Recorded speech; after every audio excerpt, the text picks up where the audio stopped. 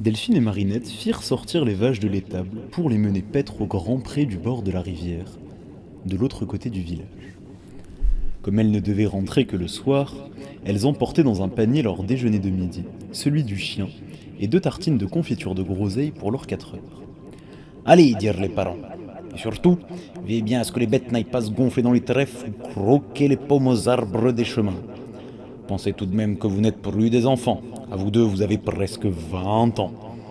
Les parents s'adressèrent ensuite au chien, qui flairait avec amitié le panier du déjeuner. Et toi, feignant, tâche de faire attention aussi. Toujours des compliments, murmura le chien. Ça ne change pas. Vous, les vaches, pensez qu'on vous emmène brouter une herbe qui ne coûte rien. N'en perdez pas une bouchée. Soyez tranquilles, parents, dirent les vaches. Pour manger, on mangera. L'une d'elles ajouta d'une voix aigre. On mangerait mieux si on n'était pas toujours dérangé. Celle qui venait de parler ainsi était une petite vache grise qu'on appelait la cornette. Elle avait réussi à gagner la confiance des parents, ne manquant jamais de leur rapporter ce que faisaient les petits, et même ce qu'elle ne faisait pas, car elle prenait un méchant plaisir à les faire gronder et les mettre au pain sec. « Déranger » demanda Delphine. « Et qui donc te dérange ?»« Je dis ce que je dis, » fit la cornette en s'éloignant. Derrière elle, le troupeau gagna la route et les parents restèrent seuls, plantés au milieu de la cour de la ferme en grondant entre les dents. Voilà encore autre chose qu'il faudra tirer au clair. C'est toujours pareil, quoi. Ces gamines sont de vraies têtes fous. Ah, heureusement qu'il y a la cornette, si raisonnable et si dévouée, surtout. Ils se regardèrent, la tête penchée du côté droit, et ils ajoutèrent en essuyant une larme d'attendrissement. Ah, bonne petite cornette, va. Là-dessus, ils rentrèrent chez eux en grommelant contre l'insouciance de leur fille.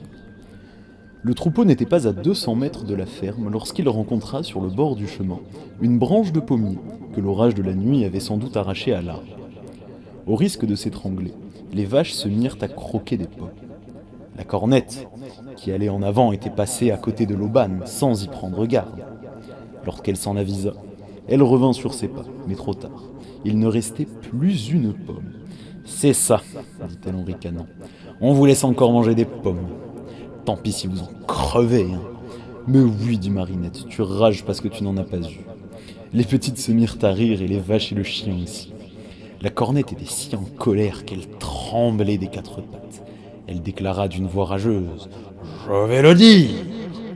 Déjà, elle se dirigeait vers la ferme, mais le chien se mit devant elle et l'avertit. « Si tu fais encore un pas, je te mange le mufle !» Et il montrait les dents et son poil se hérissait sur son dos. On voyait bien qu'il était prêt à faire comme il disait, et la cornette en jugea ainsi, car elle rebroussa chemin aussitôt. « C'est bon, dit-elle, tout ça se retrouvera. Mon tour de rire ne tardera pas longtemps. » Le troupeau se remit en marche, et la cornette, sans s'arrêter à brouter au long des chemins comme faisaient les autres vaches, prit une bonne avance. En arrivant en vue des grands prés, elle fit une halte assez longue devant une ferme isolée, et tint conversation avec la fermière qui étendait du linge sur la haie de son jardin. De l'autre côté de la route, à 100 mètres de leur roulotte, et, assis au bord du fossé, travaillaient à tresser des paniers.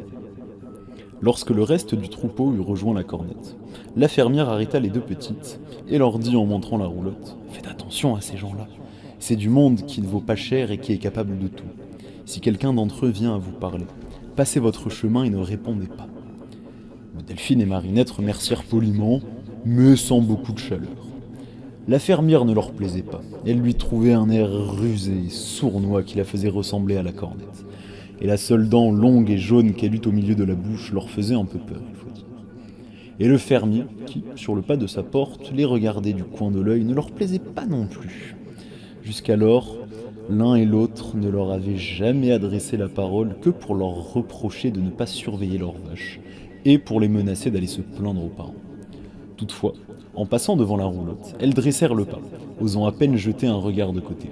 Les Romanichels, qui travaillaient en riant et en chantant, n'eurent pas l'air de faire attention à eux. Au Grand Pré, la journée se passa bien. Sauf qu'à plusieurs reprises, la cornette s'en fut maraudée dans un champ de luzerne en bordure de la prairie. Elle y mit tant d'arrogance et d'entêtement qu'à la 3e fois, il fallut une volée de coups de bâton pour la déloger. Comme elle détalait de toute sa vitesse, le chien se suspendit à sa queue et fit ainsi plus de 20 mètres sans toucher terre. Ça alors coûtera cher, dit-elle en rejoignant le troupeau. Vers la fin de l'après-midi, les petites allèrent jusqu'à la rivière pour causer avec les poissons. Et le chien, qui eut mieux fait de garder le troupeau, tint à les accompagner. Du reste, la conversation manqua d'intérêt. Elles ne virent d'autres poissons qu'un gros brochet presque idiot qui, à tout ce qu'on lui disait, se contentait de répondre « Comme je dis souvent, un bon repas est un bon somme par-dessus tout. Il n'y a que ça qui compte. » Renonçant à en tirer autre chose, les bergères et leurs chiens regagnèrent le milieu de la prairie. Le troupeau passait tranquillement, mais la cornette avait disparu. Les autres vaches, trop occupées à bien brouter, ne l'avaient pas vue s'éloigner. Delphine et Marinette ne doutaient pas que la cornette fût rentrée tout droit à la maison, afin d'y être la première et de montrer la tête aux parents avec une histoire de sa façon.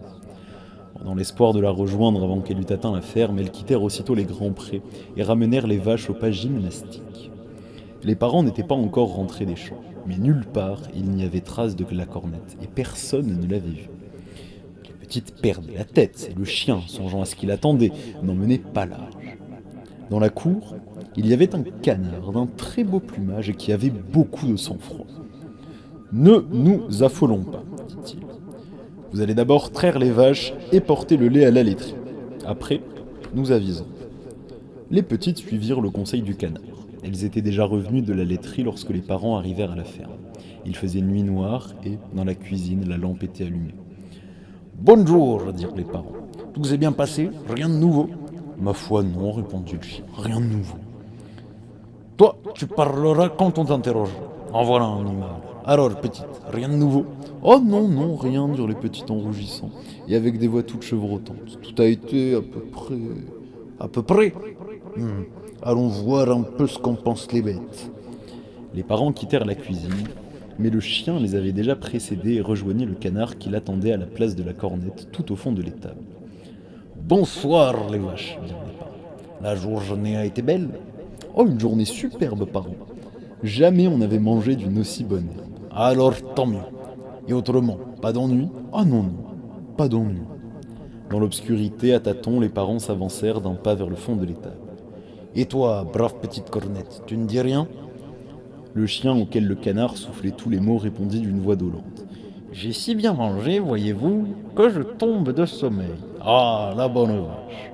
Voilà qui fait plaisir à entendre. Aujourd'hui, en somme, tu n'as pas été trop dérangé. Je n'ai à me plaindre de personne. Le chien marqua un temps d'hésitation, mais pressé par le canard, il ajouta sans beaucoup d'empressement. Non, je n'ai pas à me plaindre, sauf de cette sale bête de chien qui s'est encore pendue à ma queue. Vous direz ce que vous voulez, parents, mais la queue d'une vache, ce n'est pas fait pour servir de balançoire à un chien. Ah, bien sûr que non. Oh, la vilaine bête. Mais sois tranquille, tout à l'heure, il aura son compte de coups de sabot dans les côtes. En ce moment, il ne se doute pas de ce qu'il attend. Ne le frappez pas trop fort, tout de même. Au fond, vous savez, ce qu'il m'a fait là, c'était bien un peu pour rire. Oh non, non, non, pas de pitié pour les mauvais bergers. Il sera roué de coups comme il le mérite. Là-dessus, les parents regagnèrent la cuisine. Le chien s'y trouvait déjà couché sous le fourneau. Arrive ici, toi, lui crièrent ses maîtres. Ah, tout de suite, dit le chien, on dirait que vous n'avez pas l'air d'être content de moi. Vous savez, bien souvent, on se fait des idées. Viendras-tu? Oh, je viens, je viens. En tout cas, je fais mon possible. Il faut vous dire que je souffre d'un rhumatisme dans le côté droit. Justement, il y a un bon médicament qui t'attend. Et en disant cela, les parents regardaient le nez de leurs sabots avec un air cruel. Les petites plaidèrent pour le chien, et comme ils croyaient n'avoir rien à leur reprocher, ils voulurent bien se contenter de lui administrer un seul coup de sabot chacun. Le lendemain matin, en venant traire les vaches, les parents virent que la cornette n'était pas dans l'étable. À sa place, il y avait un seau plein de lait encore tiède fourni par les autres vaches. Tout à l'heure, pendant que vous étiez au grenier, expliqua le canard, la cornette se plaignait d'avoir mal à la tête. Elle a demandé aux petites de la traire tout de suite et Marinette vient de l'emmener au grand pré. Puisque la cornette le demandait, les petites ont bien fait, dirent les parents. Cependant, Marinette s'en allait seule vers les grands prés. La fermière, qui n'avait qu'une dent, était dans la cour de sa ferme. Elle s'étonna de voir la bergère sans son chien et son troupeau. « Ah, si vous saviez ce qui nous est arrivé, dit Marinette. Hier après-midi, on a perdu une vache. La fermière déclara n'avoir pas vu la cornette. Elle ajouta en montrant de l'autre côté de la route les Romanichels qui prenaient leur petit déjeuner du matin devant la roulotte. En ce moment, il ne fait pas bon laisser traîner des bêtes, où que ce soit. Ce n'est pas perdu pour tout le monde. En s'éloignant, Marinette risqua un coup d'œil vers la roulotte, mais n'osa pas interroger les bohémiens. Du reste, elle ne croyait pas qu'ils eussent volé la cornette. Où l'aurait-il mise? La porte de la roulotte était trop étroite pour qu'une vache y pût passer. Pendant qu'elle était seule au grand pré, elle alla jusqu'à la rivière s'informer auprès des poissons si une vache n'avait pas péri la veille en s'aventurant dans quelques trous d'eau. Mais aucun des poissons qu'elle interrogea n'avait rien appris de pareil. On le saurait déjà, fit observer une carpe. Dans la rivière, les nouvelles vont vite. D'ailleurs, mon fils en aurait été averti dès hier soir, vous pensez? Il est toujours parcreux et pargué. Rassurée, Marinette rejoignit le troupeau qui arrivait sur les grands prés. Delphine s'inquiéta de la conversation qu'avait eue sa sœur avec la fermière. Celle-ci n'allait pas manquer, si elle rencontrait les parents, de leur parler de la cornette. C'est vrai, convint Marinette, je n'y ai pas pensé. Jusqu'à la fin de la matinée, les petites voulurent espérer qu'après une nuit passée à la belle étoile, et sa rancune apaisée, la cornette leur reviendrait. Mais le temps passait sans qu'on ne vît rien venir. Les vaches prenaient part à l'anxiété des deux bergères et, très peinées, ne pensaient plus guère à brouter. À midi, tout espoir de retour était perdu. Ayant déjeuné rapidement, les petites décidaient d'aller explorer la forêt voisine. Elles voulaient croire que la cornette n'avait pas été volée, mais qu'ayant cherché une cachette dans les bois, elle s'y était égarée. « Vous allez rester seul sur les prés, dit Delphine aux vaches. On aurait pu vous laisser le chien, mais il rendra plus de service en nous accompagnant dans le bois. Promettez-nous d'être raisonnables. N'allez pas dans les trèfles et attendez notre retour pour aller boire à la rivière. » « Soyez tranquilles, promirent les vaches. Vous pouvez compter sur nous. On ne nous verra ni dans les trèfles, ni à la rivière. Vous avez bien assez de soucis comme ça sans qu'on aille vous en causer d'autres. Ayant passé la rivière, les petites s'engagèrent dans la forêt où elles firent un long chemin. Le chien courait par les sentiers en tous sens, battant les buissons et les taillis, mais on eut beau chercher et appeler la cornette à tous les échos, ce fut peine perdue.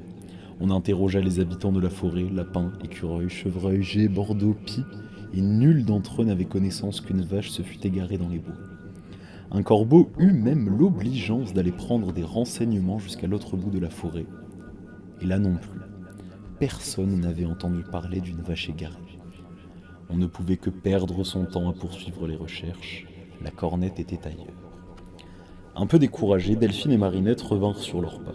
Il n'était pas loin de 4 heures de l'après-midi, et il y avait bien peu de chances que la cornette se retrouvât avant la fin de journée. Il va falloir recommencer ce soir, soupirait le chien. C'est bien rare si je m'en tire sans recevoir encore 2 ou 3 coups de sabot. Au grand pré, une mauvaise surprise attendait les voyageurs. Les vaches n'étaient plus là. Le troupeau tout entier avait disparu, et rien n'indiquait ou ne laissait soupçonner la direction qu'il avait prise. À ce nouveau coup, les petites se mirent à pleurer, et le chien, à qui l'avenir apparaissait sous la forme d'une interminable file de paires de sabots, ne put retenir ses larmes. Comme il n'avait rien d'utile à faire sur le pré, on décida de regagner la maison. Les bohémiens n'étaient plus auprès de la roulotte, et la chose parut un peu suspecte. Interrogée, la fermière ne put fournir aucun renseignement sur la direction qu'avaient prise les vaches, mais elle laissa entendre que les bohémiens ne l'ignoraient pas. Elle se plaignit d'avoir perdu un poulet qui n'était pas rentré la veille, et ajouta qu'il n'était peut-être pas bien loin, à moins qu'il ne fût mangé. Les parents n'étaient pas encore rentrés à la maison. À l'entrée de la cour, le canard, le chat, le coq, les poules, les oies et le cochon guettaient l'arrivée des petites pour avoir des nouvelles de la cornette.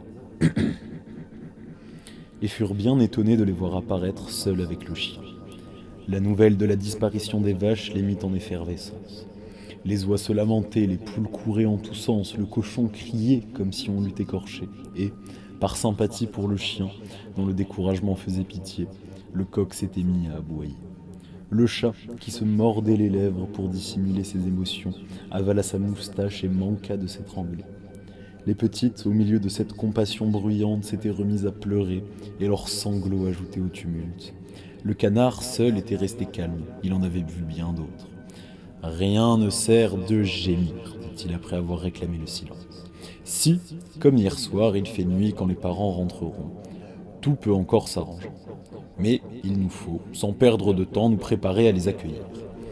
Il donna à chacun des instructions précises et s'assura ensuite qu'il avait été compris. Le cochon l'écoutait avec impatience et à chaque instant essayait de l'interrompre. Tout ça est très joli, dit-il enfin, mais il y a autre chose de plus important. Et quoi donc, s'il te plaît? C'est de retrouver les vaches. Et bien sûr, soupirèrent Delphine et Marinette. Mais comment faire? Je m'en charge, déclara le cochon. Vous pouvez avoir confiance en moi. Demain, avant midi, j'aurai retrouvé les vaches. Quelques semaines auparavant, le cochon avait fréquenté un chien policier dont les maîtres étaient en vacances dans le village. Depuis qu'il avait entendu le récit des aventures du policier, il ne rêvait plus qu'à réaliser de semblables exploits. Demain à l'aube, je me mets en campagne. Je crois que je tiens une bonne piste. Tout ce que je vous demanderai, les petites, c'est de me procurer une fausse barbe. Une fausse barbe, pour ne pas qu'on me reconnaisse. Avec une fausse barbe, je passe inaperçu n'importe où. Les espoirs du canard ne furent pas déçus. En effet, il faisait nuit lorsque les parents arrivèrent. Et après quelques minutes de conversation avec les petites, ils passèrent dans l'étable où l'obscurité était complète. Bonsoir les vaches, la journée s'est bien passée. Et le coq, les oies, le chat et le cochon, qui occupaient chacun la place d'une vache, répondirent en enflant la voix. On ne peut mieux, parents. Un temps clair, une herbe tendre, une compagnie agréable. Que peut-on demander de mieux? En effet, voilà une belle journée. Les parents s'adressèrent ensuite à une vache dont la place était tenue par le chat. Et toi, la rouge, ce matin, tu avais moins belle mine que d'habitude. As-tu bien mangé aujourd'hui? Miaou, répondit le chat qui était sans doute un peu distrait ou ému. Delphine et Marinette, qui se tenaient sur le seuil de la porte, se mirent à trembler, mais le chat reprit aussitôt. Encore cet imbécile de chat qui vient rôder sous mes pieds. Si je lui ai marché sur la queue, c'est bien fait pour lui. Vous me demandez si j'ai bien mangé? Ah, parents, j'ai mangé comme jamais de ma vie. Si bien que ce soir, mon ventre traîne presque par terre. Les parents étaient tout réjouis de cette réponse et ils eurent envie de palper une panse aussi bien nourrie. Un peu plus, tout était perdu. Heureusement, le chien les appela du fond de l'étable et ils se dirigèrent aussitôt de son côté. Brave petite cornette, mais comment va ton mal de tête ce matin? Je vous remercie, parents. Je me sens vraiment mieux. Mais vous pouvez croire que ce matin, j'ai été bien peiné de partir sans vous avoir dit au revoir. Je suis resté triste toute la journée. Oh, la bonne petite bête que nous avons là, à dire les parents. Ça vous réchauffe le cœur. Et en effet, leur cœur était si débordant de tendresse qu'ils voulurent embrasser la cornette ou au moins lui appliquer sur les flancs quelques claques d'amitié. Mais avant qu'ils eussent seulement posé le pied sur la litière de paille, le bruit d'une querelle les attira à l'autre bout de l'étable. « Je lui casserai les reins !» crie le chat avec sa voix de vache. « Je lui arracherai poil et moustache, ce gringalet !»« Prends garde !» poursuivit-il avec sa voix de chat. « Tout gringalet que je suis, je me charge de t'apprendre les belles manières !» Comme les parents se demandaient ce qui se passait, le cochon expliqua. C'est le chat qui vient encore se fourrer dans les pattes du chat. Je veux dire, c'est la vache, non, le chat. C'est bon, on a compris. Le chat n'a rien à faire ici. Va-t'en, chat. En quittant l'étable, ils se ravisèrent et tournant la tête, demandèrent « À propos, Cornette, il n'y a pas eu aujourd'hui de nouveaux scandales au Grand Pré? Ne nous cache rien. » Ma foi, non, parents, je ne vois rien à vous signaler. Je tiens même à vous dire que le chien s'est très bien conduit. Ah, c'est bien surprenant. Jamais je ne l'avais vu aussi sage, aussi tranquille, à croire qu'il avait dormi du matin au soir. Dormi. En voilà d'une autre. Quel qu'il se figure, ce fainéant. Qu'on le nourrit à dormir et à rien faire, il va avoir de nos nouvelles. Mais écoutez, parents, il faut être... Je sais bien pourquoi il va recevoir la correction qu'il mérite. Quand les parents arrivèrent dans la cuisine, le chien était couché sous le fourneau. Ils lui dirent « Arrive ici, toi, fainéant !» Comme la veille, les petites s'entremirent et, comme la veille, le chien s'en tira avec un double coup de sabot dans l'arrière-train. Le lendemain matin, les choses se passèrent très bien et très simplement. Les parents, pour se lever, avaient l'habitude de se régler avec le chant du coq. Ce matin-là, par ordre du canard, le coq ne chanta pas, et les parents, derrière leurs persiennes closes, restèrent endormis. S'étant habillés en silence, les petites vinrent à la cuisine prendre leur panier à provisions, et s'éloignèrent, comme elles étaient venues, sur la pointe des pieds. Le cochon, qui ne tenait pas en place, les attendait dans la cour. « Est-ce que vous avez pensé à ma fausse barbe ?» leur demanda-t-il à voix basse. Elles lui ajustèrent une barbe de maïs, très bien fournie, blonde avec des reflets roux, qui lui montait jusqu'aux yeux. Il exultait. « Vous m'attendrez au Grand Pré, dit-il. Et avant midi, je vous ramènerai le troupeau. mort au vif.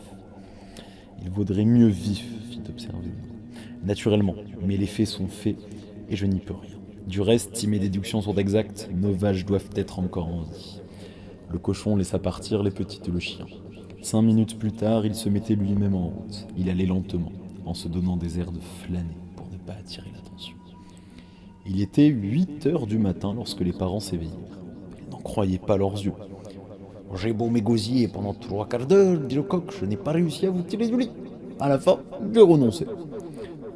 Les petites n'ont pas osé vous réveiller, dit le canard. Elles ont emmené des vaches, comme d'habitude, et tout s'est très bien passé.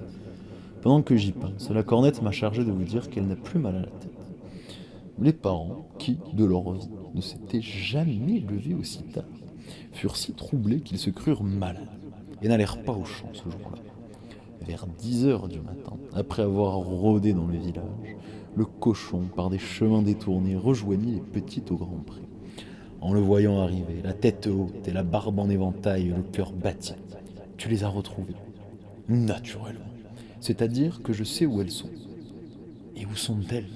Minute, fit le cochon. Vous êtes bien pressé. Laissez-moi au moins m'asseoir, je n'en peux plus. Et il s'assit sur l'herbe en face des petites et du chien, et dit en se passant la patte dans la barbe, au premier abord, l'affaire paraît compliquée. Et quand on veut bien réfléchir un peu, elle est extrêmement simple. Suivez bien mon raisonnement. Puisque les vaches ont été volées, elles n'ont pu l'être que par des voleurs. En effet, accorderaient peut-être. D'autre part, c'est une chose bien connue que les voleurs sont des gens mal habillés. C'est la pure vérité, dit le chien. Cela nous amène à poser la question suivante. Quels sont les gens les plus mal habillés du village? Essayez de trouver. Les petites citèrent plusieurs noms. Mais le cochon secouait la tête avec un sourire malin. Vous n'y êtes pas, dit-il enfin. Les gens les plus mal habillés du pays, ce sont les bohémiens qui campent depuis 2 jours sur le bord de la route. Donc ce sont eux qui ont volé nos vaches. Mais je l'avais toujours pensé, s'écrièrent en même temps les 2 bergères et le chien. Oui, bien sûr, fit le cochon. Maintenant, il vous semble avoir vous-même découvert la vérité. Bientôt, vous aurez oublié qu'elle vous a été imposée par la clarté de mon raisonnement. Le monde est ingrat. Ah, il faut bien s'y résigner. Il eut un accès de mélancolie, mais on lui fit tant de compliments qu'il retrouva bientôt sa belle humeur. À présent, il me reste à aller trouver les voleurs et en tirer des aveux complets. Pour moi, ce n'est plus qu'un jeu. Je peux t'accompagner, fit le chien. Non, non, non, non, c'est une affaire trop délicate. Ta présence risquerait de tout gâter. Du reste, j'opère seul. Il renouvela sa promesse de ramener le troupeau avant midi et, quittant les grands prés, disparut au regard des petites. Lorsqu'il arriva auprès des bohémiens, ceux-ci étaient assis en rond et tressaient des paniers. En vérité, ils étaient très mal habillés et leur guenille les couvrait à peine. À quelques pas de la roulotte broutait un vieux cheval tout aussi misérable que ses maîtres si l'on considérait sa maigreur. Le cochon s'avança sans hésiter et dit d'une voix joviale « Bonjour la compagnie !» Les bohémiens toisèrent le nouveau venu, et l'un d'eux, avec un air distant, répondit seul à son salut. « Tout le monde va bien chez vous ?» demanda l'homme. « Ça va, » répondit l'homme. « Les enfants vont bien, ça va. La grand-mère aussi, ça va. Le cheval aussi, ça va. Les vaches aussi, ça va. » L'homme, qui avait répondu sans y penser, se reprit aussitôt. « Pour ce qui est des vaches, dit-elle, elles ne risquent pas de tomber malades. Nous n'en avons point. »« Trop tard !» triompha le cochon. « Vous avez avoué, c'est vous qui avez pris les vaches. »« Mais qu'est-ce que c'est que cette histoire-là » fit l'homme en fronçant le sourcil. « Suffit !» répondit le cochon. « Rendez-moi les vaches que vous avez volées, sinon... » Il n'eut pas eu le temps d'en dire plus long. Les bohémiens s'étaient levés et lui administraient une correction qui mit sa barbe fort mal en point. Ses menaces et son indignation ne faisaient qu'accroître leur ardeur. Il réussit enfin à leur échapper et, tout endolori, semant sur son chemin les poils de sa barbe, alla se réfugier dans la cour de la ferme voisine, où les fermiers lui firent bon accueil. Il était 2 heures de l'après-midi et, au grand pré, les petites se morfondaient à attendre le cochon lorsqu'elles virent arriver le canard qui venait aux nouvelles. Il goûta beaucoup les raisons qui avaient conduit le cochon à soupçonner les Romanichels. Il faut toujours juger les gens sur la mine, dit-il. Le tout est de ne pas se tromper. Pour notre ami, je suppose qu'il n'est pas bien loin. À l'heure qu'il est, il doit se trouver en compagnie de la cornette et des autres vaches. Allons les chercher. Les petites, accompagnées du canard et du chien, se rendirent à la roulotte où elles ne virent personne. car les bohémiens étaient allés dans le village vendre les paniers fabriqués le matin. Le canard ne s'inquiéta même pas de cette absence. La tête baissée, il semblait examiner les cailloux du chemin. Voyez donc, dit-il, ces grands poils jaunes, semés de distance en distance. Le cochon n'aurait pas mieux fait s'il avait voulu jouer au petit poucet avec sa barbe. Tous ces poils nous conduiront bien quelque part. En suivant le chemin jalonné par les poils de la barbe, les 4 compagnons arrivèrent bientôt dans la cour de la ferme voisine. Les fermiers s'y trouvaient justement. Bonjour, dit le canard, à ce que je vois, vous êtes toujours aussi laid. Comment se fait-il qu'avec d'aussi vilaines bobines, vous ne soyez pas encore en prison? Tandis que les fermiers se regardaient avec ébahissement, le canard se tourna vers Delphine et Marinette. Petite, leur dit-il, allez ouvrir la porte de l'étable et entrez tranquillement. Vous trouverez là des personnes de connaissance qui ne seront pas fâchées de prendre un peu l'air. Déjà, les fermiers se précipitaient pour défendre la porte de l'étable, mais le canard les avertit. Si vous bougez seulement le petit doigt, je vous fais dévorer par mon vieil ami. Pendant que le chien tenait les fermiers en respect, les petites entraient dans l'étable, d'où elles ressortaient bientôt en poussant devant elles le cochon et le troupeau de vaches. La cornette, qui cherchait à se dissimuler parmi ses compagnes, ne paraissait pas fière. Les fermiers baissaient piteusement la tête. Vous avez l'air d'aimer beaucoup les bêtes, dit le canard. Mais c'était pour rire, assura la fermière. Avant-hier, la cornette est venue me demander de l'héberger pendant 2 ou 3 jours. C'était pour faire une farce aux petites. C'est faux, rectifia la cornette. Je vous ai demandé de m'héberger pour 1 nuit seulement, et le lendemain vous m'avez retenu de force. Et les autres vaches demanda Delphine. Mais j'avais peur que la cornette s'ennuie, alors j'ai pensé à aller lui chercher de la compagnie. Elle est venue nous trouver au Grand Pré, expliqua une vache. Elle nous a dit que la cornette était malade et qu'elle nous réclamait. On l'a suivie sans méfiance. C'est comme moi, grommela le cochon. Tout à l'heure, quand elle m'a fait entrer dans l'étable, je me méfiais pas du tout. Après avoir vertement admonesté les fermiers et prédit qu'ils finiraient leur vie en prison, le canard emmena tout son monde. Sur la route, il se sépara des petites qui conduisaient les vaches au Grand Pré et rentra à la maison en compagnie du cochon. Celui-ci songeait avec amertume à sa mésaventure et à la vanité des plus beaux raisonnements. « Dis-moi, canard, demanda-t-il, comment as-tu deviné que les fermiers étaient les voleurs ?» Ce matin, le fermier est passé sur la route devant la maison. Comme les parents étaient dans la cour, il s'est arrêté un instant à parler avec eux, et j'ai remarqué qu'il ne soufflait pas un mot de la disparition des vaches, quoiqu'il en ait été informé la veille par les petites. Comme il savait qu'elles n'avaient rien dit aux parents, il aurait pu se taire simplement pour ne pas les faire gronder. D'habitude, sa femme et lui, justement, ne manquent jamais une occasion de les faire gronder. Du reste, ils ont des têtes de veau. C'était pas une preuve, c'en était une pour moi. À elle seule, elle m'aurait suffi. Mais tout à l'heure, quand les poils de la barbe m'ont conduit jusqu'au seuil de leur étable, je n'ai plus eu le moindre doute. Et pourtant, soupira le cochon, ils étaient mieux vêtus que les bohémiens. Le soir, quand les petites ramenèrent les vaches à la maison, les parents se trouvaient dans la cour. La cornette les aperçut de loin et, se détachant du troupeau, elle courut jusqu'à eux. « Je vais vous expliquer comment l'affaire s'est passée, dit-elle. Tout est de la faute des petites. » Elle entreprit un récit où il était question de son absence et de celle des autres vaches. Pour les parents, qui se croyaient se souvenir d'avoir parlé à leurs bêtes la veille au soir, ces paroles étaient incompréhensibles. Désavouée par les autres vaches et par le cochon, elle faillit s'étrangler de fureur. Depuis quelques semaines, fit observer le canard, cette pauvre cornette perd complètement la tête. Son idée fixe est de faire punir les petites et le chien en racontant n'importe quoi. En effet, approuvèrent les parents, c'est ce qu'il nous avait semblé aussi. Depuis ce jour-là, les parents n'accordèrent plus aucun crédit au rapport de la cornette. Elle en est si contrariée qu'elle a perdu l'appétit et n'a presque plus de lait. À l'heure qu'il est question de la manger.